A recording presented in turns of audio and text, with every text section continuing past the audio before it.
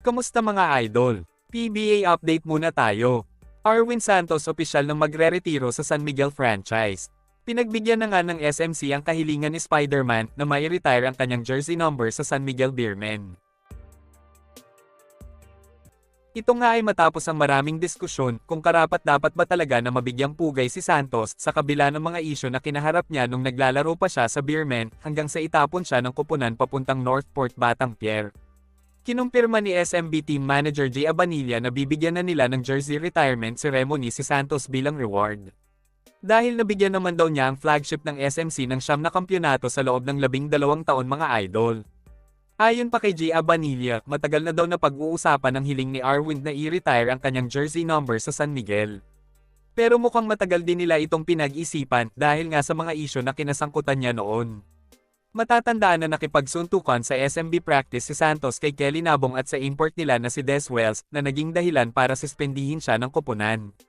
Madami ding nakaalita na manlalaro si Arwin dahil sa pagiging agresibo niya sa laro sa kagustuhan nitong manalo mga idol. Binatikos din noon si Santos dahil sa panlalait niya sa TNT import na si Terrence Jones matapos ipakita ni Santos kay Jones na isa siyang unggoy. Binansagan tuloy siya ng ilang mga PBA fans na isang racist dahil sa dami ng import na nakabangga niya.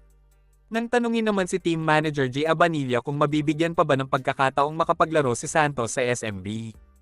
Ito ang naging pahayag niya. Okay na yun. I think gusto na niyang magretiro. I think yun lang yung talagang gusto niya. Senyales ito na wala ng pag-asa si Santos na makapaglaro pa sa San Miguel franchise mga idol. Hindi naman ito nangangahulugan na opisyal ng magre-retiro sa PBA si Arwin Santos mga idol. May mga usap-usapan kasi na posibleng bumalik si Spider-Man sa PBA para maglaro sa Converge. Samantala, madami naman ang nagtatanong kung bakit wala pa din jersey retirement sina Mark Caguioa at JJ Helterbrand.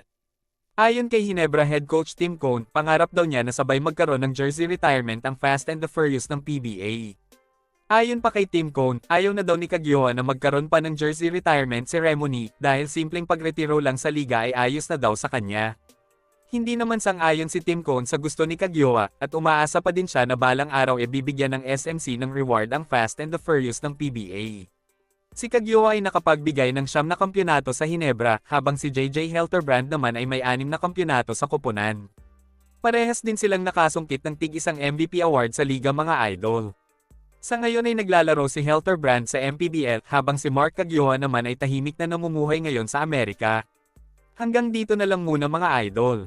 Maraming salamat sa panunood. Kita-kits ulit tayo sa videos na aking ipapalabas patungkol sa basketball. Kung bago ka pa lang sa channel ko, please consider to subscribe at huwag kalimutan pindutin ang like at notification bell button para updated ka sa videos na aking ipapalabas.